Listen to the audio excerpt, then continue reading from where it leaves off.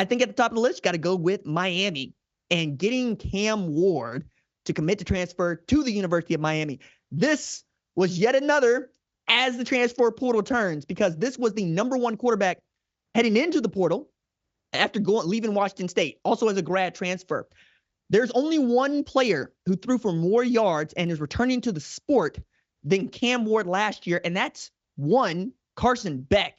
And Carson Beck threw for 3,738 yards, while Cam Ward threw for 3,736 yards. And Carson Beck got to play an extra game in the SEC championship. Okay. We know Cam Ward can spin it. We know that he has the tools to be a great college football quarterback, if not lead Miami to an ACC title. And he's going to have help. Xavier Restrepo is returning. It's a guy who had 85 catches and over 1,000 yards receiving.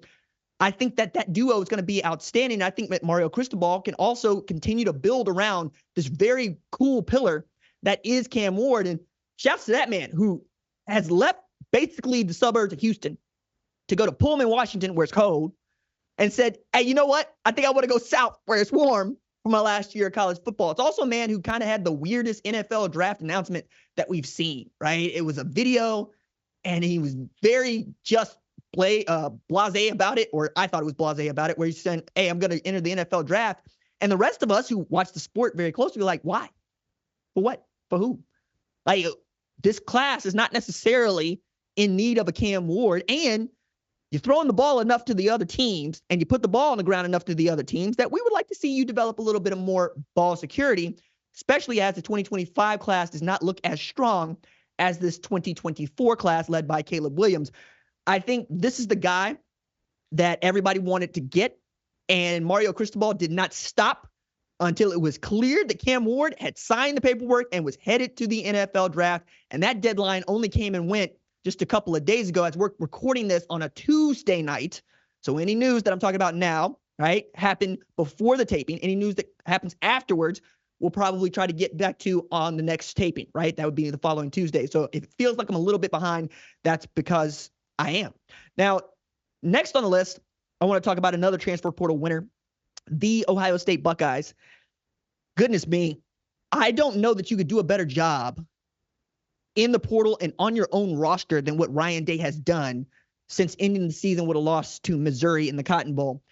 You lost Kyle McCord to Syracuse, who I think is a great quarterback, right? You'd rather have him than not. We could see that when they tried to go out there with Devin Brown, who got hurt, and then you got to find out that Lincoln Keenholz ain't it, right? You go into the portal, you pull out Will Howard, who looked like he was on his way to SC after entering the transfer portal at Kansas State. He is your penciled-in starter going into the 2024 season with an Aaron Nolan right there behind him as a true freshman. He's got all the tools to be great. You also added to that backfield with Quinshon Judkins, who was one of the best players in the SEC in 2022 and one of the best tailbacks in the sport that we have left, right? Joining Travion Henderson, who, when he is healthy, is a home run hitter and one of the best tailbacks in the country. I think when you add in that the offensive line is going to have Donovan Jackson, maybe Seth McLaughlin, who was playing center at Alabama in the Rose Bowl, who earned the nickname Snaps among his teammates because, well, Snaps weren't always getting to Jalen Milroe on time or to his hands. Might be playing a little bit of guard. We'll see, right? But I think you could be running the football. I think with those two guys, with Quinshon, Travion, and then Will Howard, who is a big man and can run the football himself, I would expect to see Ryan Day really try to lean on that part of the game plan, especially with Marvin Harrison Jr. going to the NFL. But you got Emeka Egbuka, again, recruiting your own roster. Carnell Tate's returning, right? Brandon Ennis is returning. Yeah, you lost Noah Rogers, but you're deep at wide receiver, and Brian Hartline has everything to do with that as well. Also, talking about the portal, you didn't lose any coaches to the portal, right? All the guys that are on that staff want to be on that staff, and that's tremendous as Michigan runs the Big Ten, and you're looking up at them. And that's what the 2024 season is going to be about, especially with a new athletic director, for which Ryan Day was not his hire. So everybody on that staff is going to have to earn it in a way that they might not have had to with Gene Smith, who had been athletic director for nearly 20 years at Ohio State. Now, I think losing guys like Julian Fleming, Jair Brown, Chip Trainum, that's going to hurt you, right? But not as much as being able to keep guys like Jordan Hancock and Denzel Burke, again, on that outside playing for Jim Knowles in that defense that I expect to be as good this year as it was last year. JT Tuimoloau, Jack Sawyer, Tyleik Williams, they're all back. I think Ohio State could be in for one of those seasons that we've been looking for from them since 2021, where they win the Big Ten 2019, where they win the Big Ten, they beat Michigan, and perhaps play for a national championship. Okay, next on the list, let's talk about Ole Miss, who has the highest ranked portal class and the only 5-star, according to the 247 composite, in this 2024 class. So I'm looking at this list of guys that have chosen to transfer to Ole Miss, and it is astounding. Logan Diggs, who was at Notre Dame, at LSU, now at Ole Miss. Yam Banks, who's coming, oh my goodness, from South Alabama, where Kane Womack was coaching him. Princely Uman Millen, my goodness, coming out of Florida. Key Lawrence coming out of Oklahoma. Juice Wells coming out of South Carolina. You keep going down the list. Walter Nolan, right? They get dudes. Now, I know that we talk about Lane Kiffin being the portal king. Okay, cool. But you know what he's never going to get? Offensive linemen. These are all skill players. He can lose a guy like Quinshon Judkins and be okay because he can go get a Logan Diggs. That's not a small thing. He had Ulysses Bentley for a while there. He's got the tools to be great. As a matter of fact, they had an 11-win season last year. They beat Penn State in the Peach Bowl.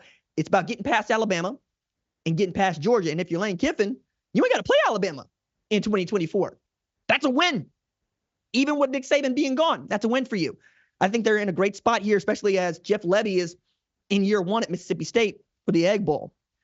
I think it's a team that we're going to watch very closely because we're always watching Ole Miss kind of closely, but they are bouncing up against that ceiling of, can they make the SEC championship game?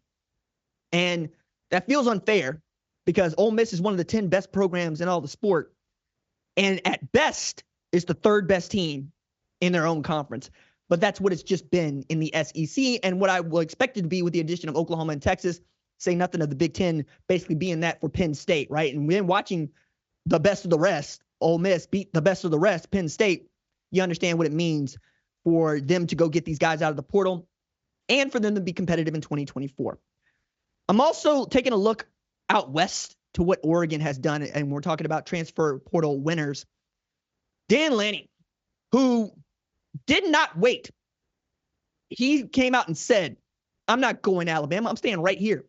What we have built here is outstanding. What I have built here is ready to go into the Big Ten and win football games. I don't know that there's a more confident football coach in the country right now than Dan Lanning. That man is oozing bravado, and his team is following that brashness, that confidence, because it's not arrogance. They outwork people, and they work hard. But to lose guys like Troy Franklin, Bucky Irving, and Bo Nix, and then to come back with Dante Moore, Dylan Gabriel, and Evan Stewart, that's no small thing, man.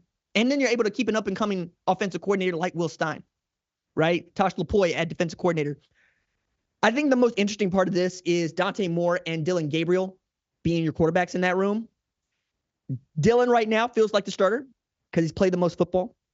And he has shown an ability to beat really great football teams, notably Texas last year, who made the college football playoff. He basically beat them with his arm and his legs.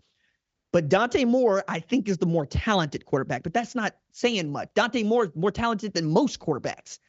It's about getting that dude to not throw the football to the other team and to achieve another level of maturity. And I think Dan Lanning is the guy that you don't test that with. Right? Like, he is going to expect you to grow up and grow up in a hurry if you want to play football for him. He's not really going to babysit anybody. But I think a healthy competition between Gabriel and Moore could bring out the best in Moore and maybe get that guy to 2025 where he can be your starting quarterback. Really like what they're doing. I think of the new teams that are coming into the Big Ten, they have the best chance to win the Big Ten championship. And I think all of that has to do with him. So if you're going to put it on the shoulders of a head coach, and we do in this sport, you're going to put it on Dan Lanning's shoulders. Next on that list of winners, Florida State. Goodness me. Mike Norvell bounced back from losing what feels like half his roster to the NFL draft in the transfer portal by getting DJ Uiagalelei and then basically raiding Alabama Roydell Williams, Earl Little, Malik Benson, Terrence Ferguson, Sean Murphy, and then Georgia, Marvin Jones Jr. All those guys are now Florida State Seminoles. Not too shabby. On top of, they're going to continue to hunt in the portal when it opens. Mike Norvell's been one of the best in the country at this. If Ole Miss is got a portal king, Mike Norvell is a portal prince, right? That dude can go get who he needs to get to make Florida State competitive. And even when I'm not really interested in talking about their weak schedule, they beat everybody that they played until they got to their bowl game, in which case they just didn't have the same amount of talent that they had to start the season, right? I am interested to see how DJ Uiagalelei plays in 2024, because this is a man who was rated up with Bryce Young as a quarterback, and so far has only shown flashes of that here and there. But if you can get that dude to start playing to the level of his talent, it's not hard to see Florida State getting back to the ACC title game. It's not hard to see Florida State winning the ACC title. They could be that good. He's going to have that much help around him. And I think being able to raid Alabama has been great for them. We'll talk about that in just a second. Last winner that we got to talk about, though, is also an SEC team, Texas Longhorns, who made themselves better, right? You lose a Xavier Worthy. You lose a Jordan Whittington. You lose an Adonai Mitchell. You add Isaiah Bond from Alabama, right? Their best wideout. The guy who caught the pass on the Gravedigger play from one Jalen Milroe. And his favorite target, honestly. That was the big one. Then on Tuesday, you added linebacker Kendrick Blackshear and wide receiver Silas Bolden, who was outstanding at Oregon State, their best pass-catching threat. So you got a dude that also can return kicks and punts for you the way that Xavier Worthy did. So you got that guy, he's short, fast, and can take the top off the defense, Silas Bolden.